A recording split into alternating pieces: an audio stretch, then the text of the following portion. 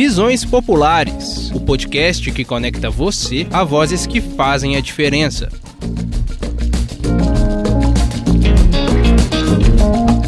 Boa tarde. Está começando mais um Visões Populares, trazendo para você, ouvinte, entrevistas exclusivas produzidas pelo Brasil de Fato de Minas Gerais. E o África Interior, então, ele tem essa dualidade no nome, né? Na perspectiva do nome, que é essa África interior do campo, lá da roça, né? Do meio rural, mas também essa África interior de dentro de mim, esse processo de reconhecimento da minha origem, né, desse lugar que eu venho, né? Eu sou o Lucas Wilker e no Visões Populares desta semana conversamos sobre um novo capítulo na trajetória do músico Pereira da Viola. Natural do município de Teófilo Otoni, no Vale do Mucuri, em Minas Gerais, ele se descreve enquanto um violeiro, cantador, compositor e, acima de tudo, sonhador.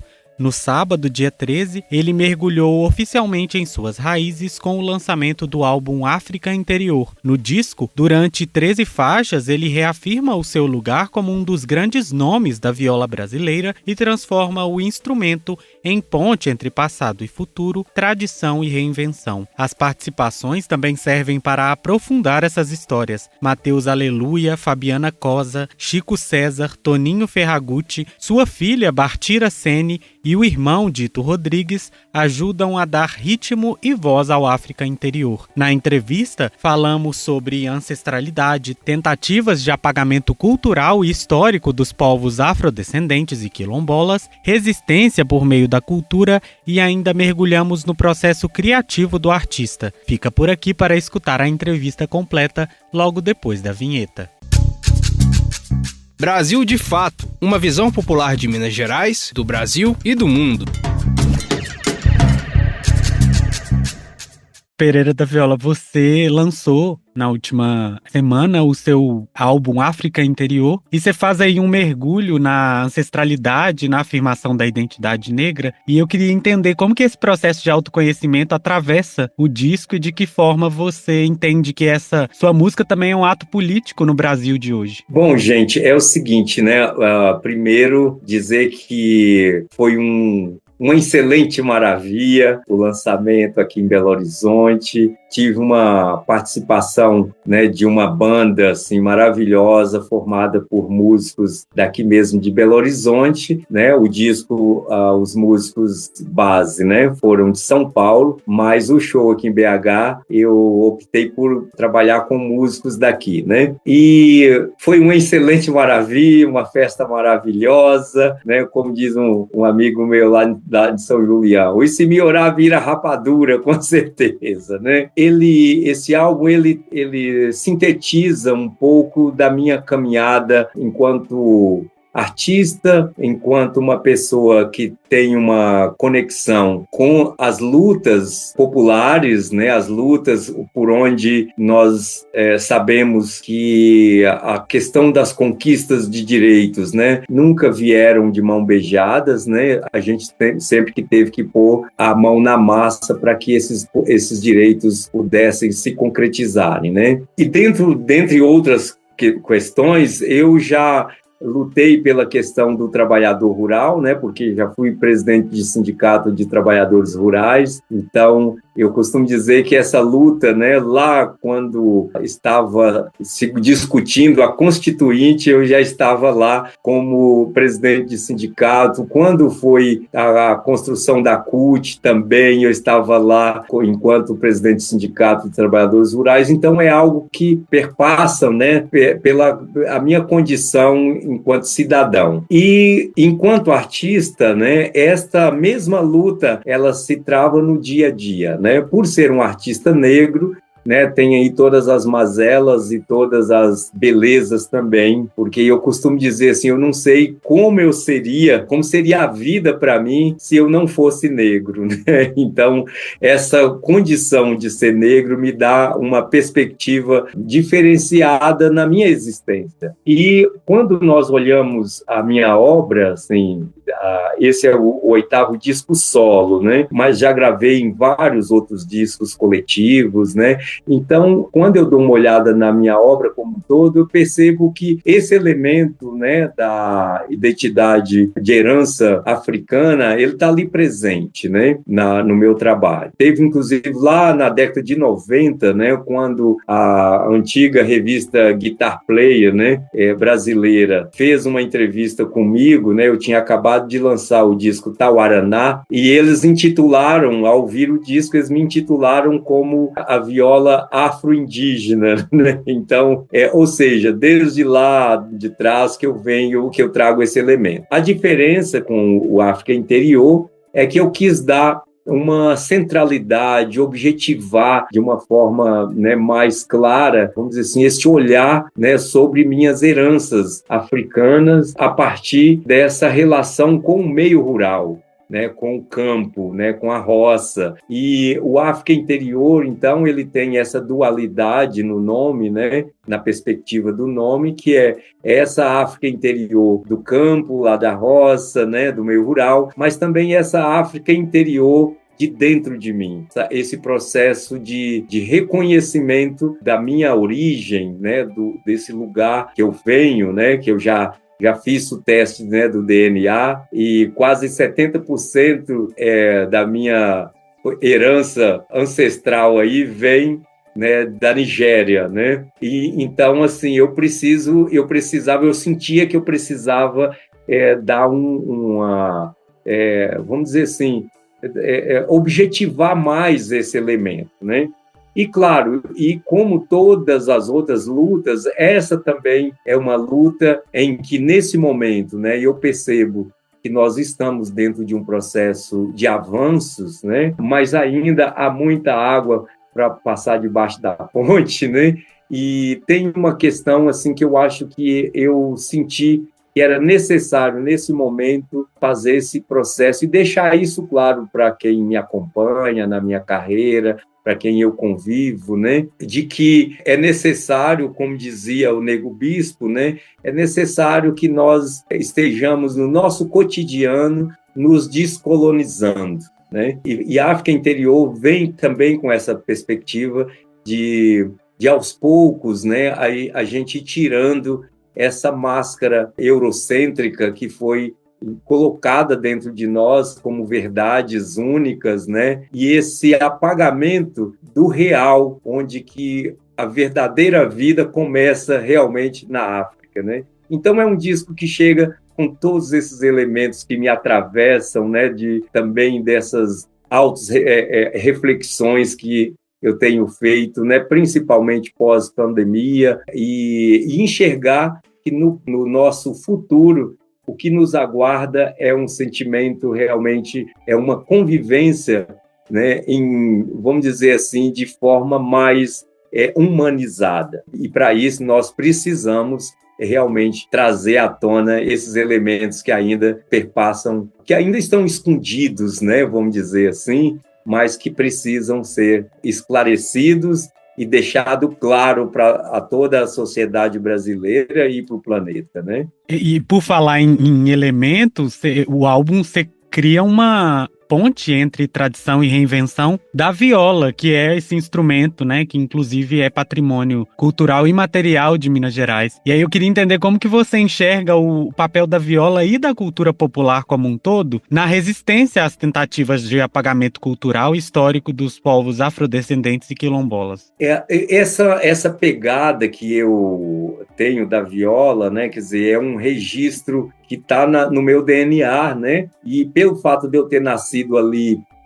divisa com a Bahia, né? Então, de alguma forma, os ritmos do Nordeste, né? Eles perpassam também pela minha viola, né? Então, desde o início, essa minha viola, ela claro, eu lido também com essas heranças europeias, né, que tivemos, como, por exemplo, como tocar uma folia de reis, né, melodias e ritmos, né, que trazem esses elementos da Europa, mas o que mais fortifica, o que mais me dá identidade realmente é o batuque, a contradança, né, e entender contradança, que na verdade, né, a contradança foi, na verdade, é um nome que traduz, vamos dizer assim, uma forma do caboclo, né, vamos dizer assim, tirar sarro da dança, né, que vinha da Europa, né, então aquela coisa da dança clássica, né, na ponta dos pés e tal, os movimentos ali delicados e tal, né? Então, vamos fazer então uma coisa aqui, vamos dançar também, e o que nós dançamos é contra essa dança, né? Então, ou seja, o elemento de resistência já estava colocado aí, né? Tudo bem, vocês, né, aceitamos que vocês fazem as suas danças, mas nós vamos fazer a nossa, e a nossa vai ser contra isso aí, vai ser outra coisa, né? E, para mim, assim, a cultura popular é o elemento que mais sintetiza, né, toda essa diversidade rítmica, né, que perpassam pelo nosso Brasil, né, porque foram coisas que nós não deixamos morrer, né, nós não deixamos desaparecer. E fora isso, fora esse elemento que eu tive, que eu tenho, né, que está no meu DNA, né, e que isso se expressa na minha viola, na minha forma de tocar, para fazer, antes de adentrar no processo de construir esse disco, né, o África Interior, eu fiz uma imersão com 2 artistas africanos, né, que é o Bonga, que é de Angola, e a Sona Jobarte, que é da Gâmbia, né? Então, eu passei mais ou menos 1 ano e meio ouvindo esses 2 artistas, claro, né? Assim, tudo que eles postavam, né?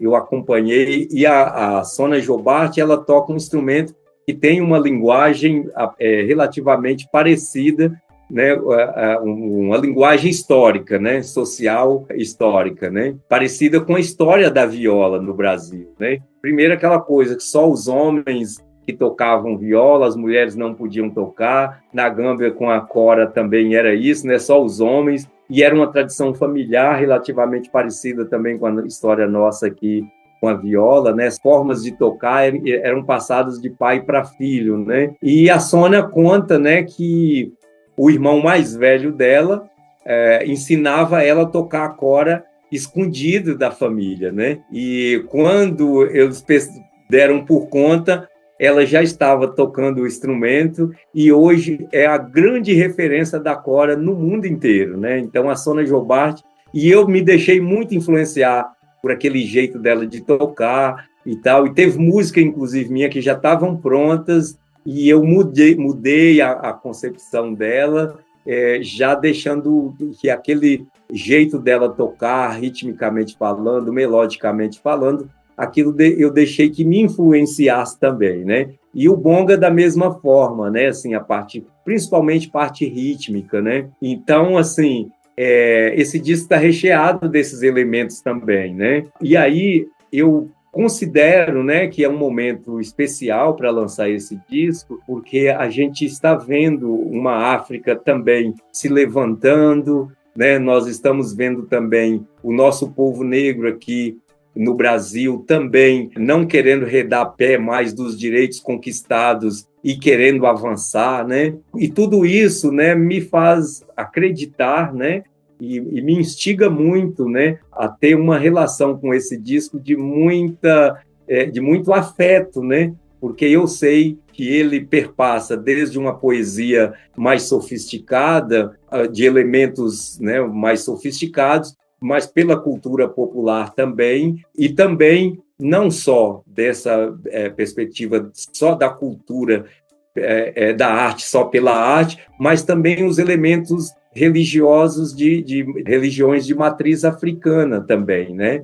Então, assim, eu me coloco, né, apesar de ter sido batizado na Igreja Católica, mas há mais de 20 anos que eu sou da Umbanda, né? Que eu sou umbandista, né? Um pouco kardecista também e tal, né? E essa mistura das coisas boas que cada religião traz, né? Mas eu quis, né? Hoje eu tenho a prática, né, muito voltada para a Umbanda, né? Então isso tudo eu trago esses elementos todos no disco numa perspectiva bonita de reverenciar, né, essa minha condição de ser negro, e trazendo, né, isso de uma forma em que nós, negros e negras, já estamos entrando num processo que, no Brasil, essa marca da escravidão, aos poucos nós já estamos tirando isso, e a minha proposta nesse disco é que realmente deixemos a escravidão, essa plástica da escravidão que perpassa ainda na nossa memória, e nós realmente nos colocarmos, né, como filho de reis, filhos de rainhas, né, filhos de um povo que a barbárie, vou colocar dessa forma, porque o apagamento da África, né, foi proposital, ela não foi algo que foi normal, né, não foi proposital. Então, hoje, toda a ciência sabe, a ciência que aprofunda um pouco mais as questões sabe que tudo começou na África, né? Desde do pensamento, da criatividade, né? das grandes invenções, todas começaram lá. E foram roubadas, né? Foram roubadas em todos os sentidos, né? E apagada, né? Então, é um momento em que nós estamos nesse processo realmente de dizer, não, eu passei pela escravidão, sim, eu não vou deixar que isso seja esquecido, mas eu quero apontar os próximos passos como um ser que vem de uma grandiosidade, de um elemento que é grande, que é imenso e que é propositivo enquanto humanidade, né? Perfeito. E aí uma outra coisa muito interessante que você traz na sua fala e que também você incorpora no álbum muito bem, é essa reunião dessas vozes que são muito importantes, né, na música brasileira. E aí eu queria entender quais diálogos políticos e poéticos surgiram dessas parcerias que você faz no álbum e como que elas te ajudaram a ampliar essa mensagem de África interior que você tenta passar. Bom, vamos começar pelo Mateus Aleluia, né? O Mateus Aleluia, eu costumo dizer que é uma entidade encarnada, né?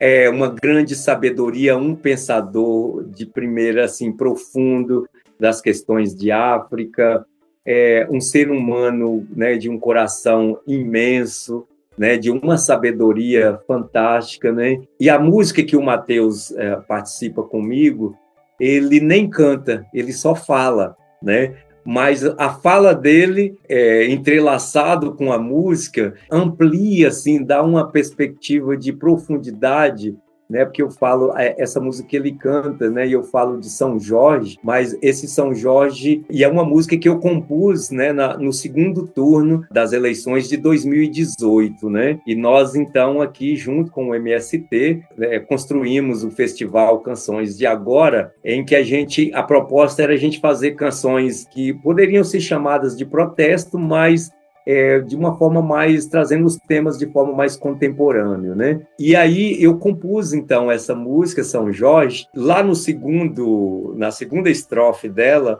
eu falo assim, São Jorge vem acompanhado de milhões de anjos, guerreiros arcanjos em forma de flor. Essa construção poética, né, ela está baseada numa imagem que foi o Ele Não, aquelas mulheres, aquele mundaréu de mulheres chegando na praça da estação, né, gritando Ele Não, né? Então, assim, era uma música de protesto, dizendo que São Jorge, né, está ali, né, que eu falo, São Jorge, parece que lá na montanha tem um cavaleiro acenando, chamando, querendo avisar. Parece que é muito urgente, mostrando pra gente a malvada serpente querendo atacar. E aí essa serpente, todo mundo já sabe do que se trata, né? Só que aí passou esse processo, né? A gente conseguiu evitar, né, a concretização do golpe,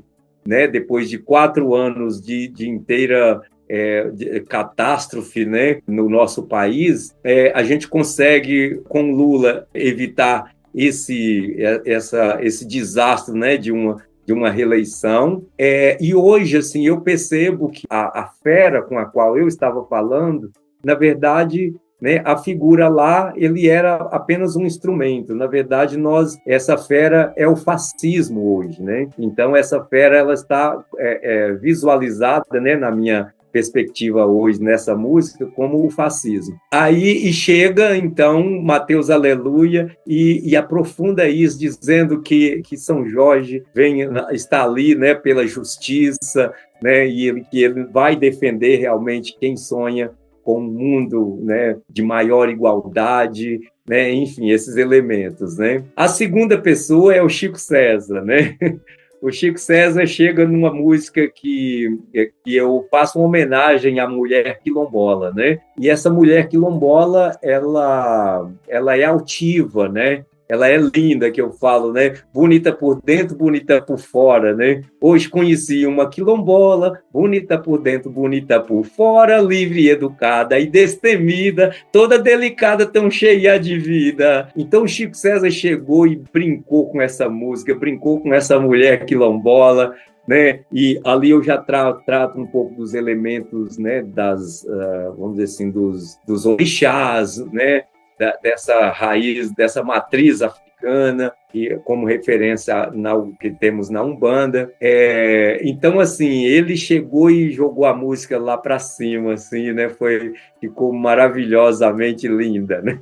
Uma excelente maravilha, né? A terceira pessoa é a Fabiana Cosa, né? A Fabiana tem feito um trabalho maravilhoso em torno do samba. Ela, inclusive, acabou de lançar um videoclipe, né, com uma música chamada Macumbeira, né, maravilhosa, assim, lançou inclusive lá em São Paulo no espaço Elza Soares, né, que é o espaço do MST lá em São Paulo. Pelos vídeos, né, parece ter sido uma coisa maravilhosa. Ela falou para mim depois que foi maravilhosa, né, e ela chega para cantar uma música comigo, né? É uma música que eu fiz para fazer fazer um contraponto, assim como aquela coisa da contradança, né?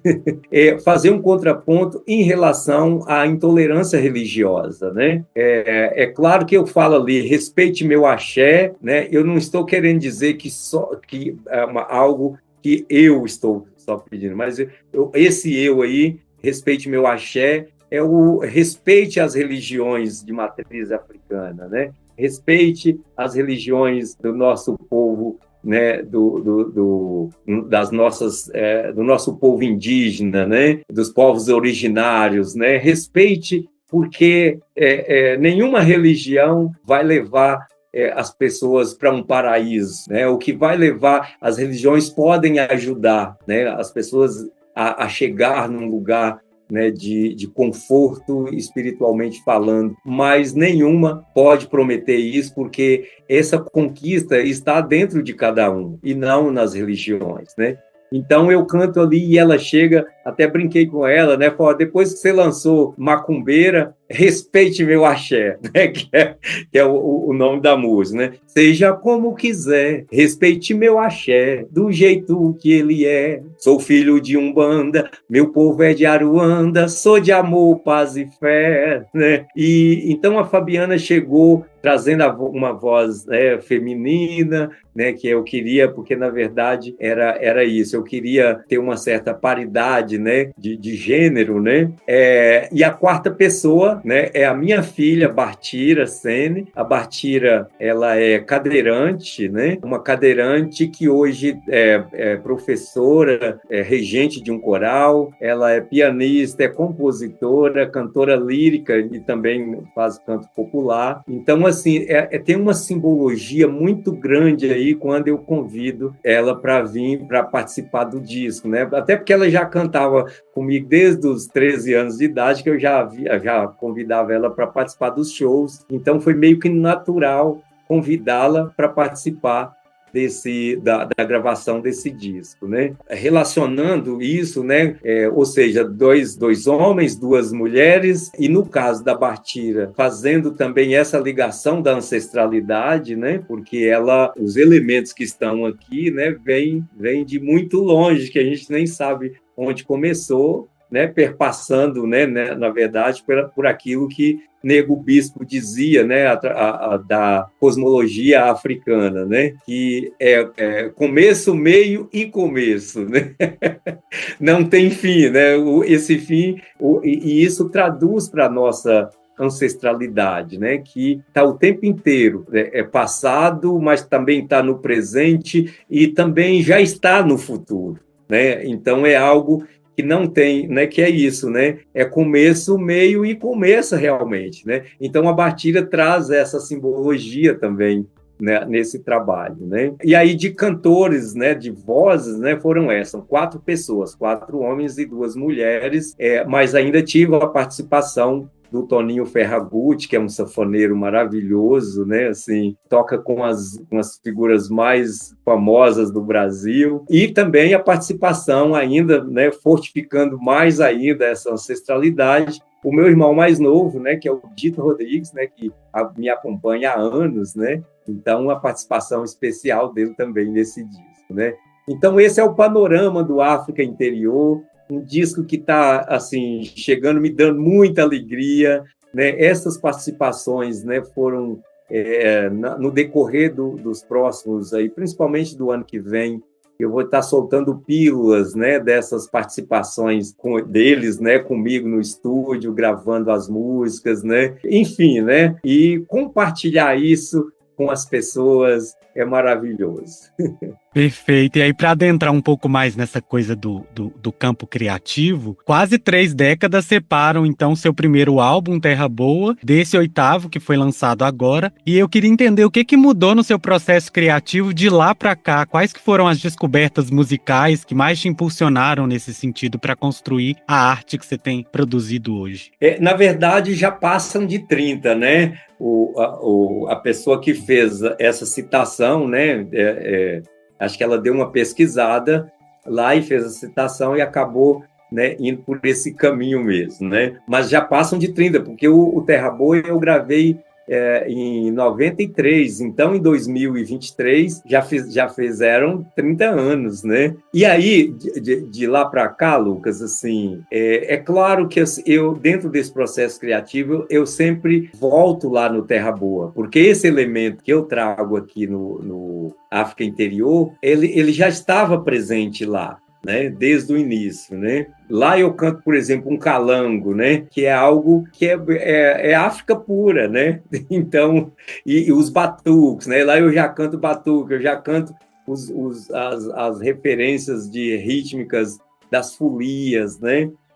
Da contradança, né? Então já estavam lá no Terra Boa, né? Mas aí o processo de ampliação, vamos dizer assim, ele vai se dando também no processo de ampliação, né, do meu acesso aos conhecimentos, né? Então a arte, a cultura, né, a música de forma especial, né, sempre me proporcionou estar em contato com conhecimentos, né, com sabedorias, né? E isso, cada elemento que a gente absorve, né, no decorrer da vida, e no meu caso, eu não deixo que isso desapareça, que fique só comigo e que a minha obra, né, fique separado disso. Não. O que está na minha obra é resultado do que eu sou naquele momento, né? Então, e claro, e naquele momento eu sou resultado de um processo que aconteceu anteriormente, né? Então, assim, no decorrer do tempo, né, eu tive acesso. Eu escuto muito música clássica, eu escuto muita música erudita, gosto muito do blues, daquele blues antigo, né? Eu me adentrei muito num certo tempo, né, na musicalidade do Clube da Esquina. Então, aí nos últimos anos, né, com essa música, com o advento da internet, da gente ter acesso, né, a esses elementos culturais do mundo, né? Então eu me adentrei muito nesse elemento da cultura afro, né? Ouvi muita gente da África, assim, desde aquelas coisas mais, vamos dizer assim, rústicas, simples, a esses artistas, né, que são expoentes, né, na África, tudo eu escuto, né?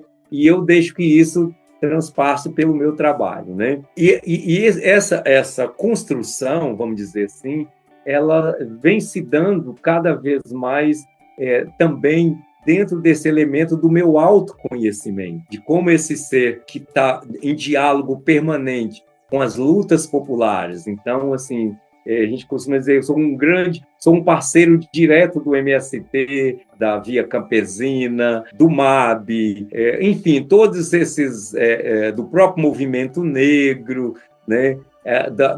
Da movimentação dos movimentos voltado para o movimento cultural, né, do nosso país, e de forma, né, ou seja, acesso também a algumas pesquisas, enfim, né, eu costumo dizer que eu sou um estudioso, né, desses elementos que me faz chegar hoje ser o ser humano que sou. Tenho a consciência de que a arte, por si só, ela pode se fazer, existir, mas o cidadão, que é o instrumento que faz com que essa arte ela se movimente, que ela exista, ele tem um posicionamento também enquanto cidadão, né, na busca, né, de uma melhoria de vida, né, de todo o nosso povo e principalmente aqueles que mais sofrem, né? Então, tudo isso me faz trazer a África Interior nesse momento com esse bojo de consciência, né, que me faz ser um artista atuante também no campo político-social, né? Maravilha, com essa reflexão, para a gente finalizar a nossa entrevista, queria que você convidasse aí o público para poder ouvir o seu álbum. Pois é, gente, olha, uma prosa boa, né, Lucas? Até agora, assim, eu não preparo nada para falar, eu venho, né, assim, de acordo com a prosa, nós vamos, e costumo dizer que eu sou muito bom de prosa, adoro prosear. E aí, gente, olha, o África Interior já está em todas as plataformas digitais, então acesse lá e escute esse disco, essas participações especiais que, como você, né, mencionou, amplia essa minha perspectiva, né, de atuação enquanto artista mesmo, né, enquanto uma pessoa que vive da arte, né? Então, esses artistas, eles não foram escolhidos à toa, não, né? Tinha uma, vamos dizer assim, tinha uma intencionalidade para convidá-los, primeiro pela forma, pelo que eles representam para o nosso povo, principalmente negro, né? Então, assim, é um disco que eu tenho certeza que vai trazer muita, vamos dizer assim, gosto, né?